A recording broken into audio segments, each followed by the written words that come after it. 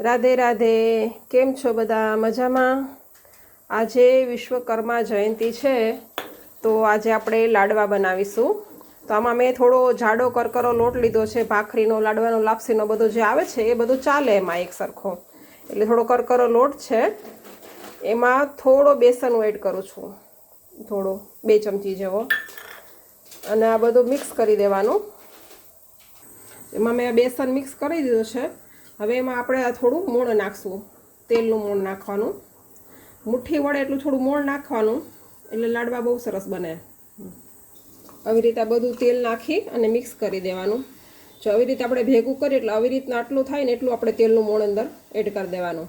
પછી થોડું અમથું હુંફાળું એવું ગરમ પાણી, સાદું બી ચાલે પણ થોડું હુંફાળું લઈ તો સારું. કડક ભાખરી જેવો લોટ બાંધવાનો, ઢીલો લોટ નથી રાખવાનો.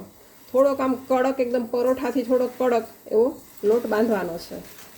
જો આવી રીતે આ લોટ મેં ભેગો કરી લીધો છે, થોડો કઠણ રાખવાનો છે.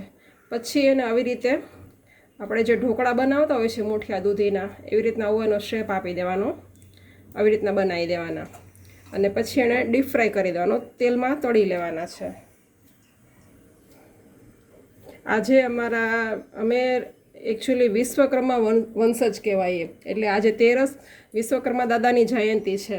તો અમારે એની પૂજા બી થાય અને એને લાડવાનો ભોગ બી લગાવાય. તો આવી રીતે આ તળી લેવાના છે. થોડા ગોલ્ડન બ્રાઉન થાય ત્યાં સુધી તળવાના છે. અને તળી જાય પછી એનો ભૂકો કરી મિક્સરમાં ક્રશ કરીને ચાળી લેવાના છે. પછી આગળથી એની પ્રોસેસ હું તમને હમણાં બતાવું છું. થોડા ગોલ્ડન બ્રાઉન થાય ત્યાં સુધી એને તળવાના છે.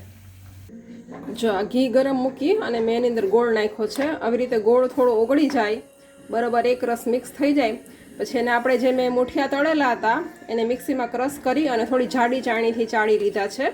તમને બતાવો. જો આ એનો ભૂકો કરીને રાખ્યો છે, ચાળીને રાખ્યો છે. એમાં કાજુ, બદામ, કિસમિસ બધું એડ કરી દેશું. અને જો ભાવતું હોય તો એલચી ને જાયફળનો પાવડર પણ એડ કરાય. હવે એની અંદર આ ઘી ને ગોળની પાયો જે છે એ આમાં ભૂકામાં નાખી દેશું. જો આ રીતે ગોળ ઘીનો પાયો નાખીને પછી ગરમ હોય એટલે તમે હાથ ના ડાળતા, ચમચાથી લઈને આવી થોડું થોડું મિક્સ કરી દેજો. બધું એક સરખું એક રસ ભેગું કરી દેવાનું. જો ગરમ ન લાગે તો થોડું હાથેથી બતાવો તમને. આવી રીતે હળવા હાથે થોડું બધું મિક્સ કરી દેવાનું. થોડું થોડું ગરમ છે પણ ગરમ ગરમ જ બધું ભેગું કરી દેવાનું, તો જ એક સરખો સરસ લાડવો બનશે. રીતે બધું મિક્સ કરી અને આમ લાડવો વાળી દેવાનો.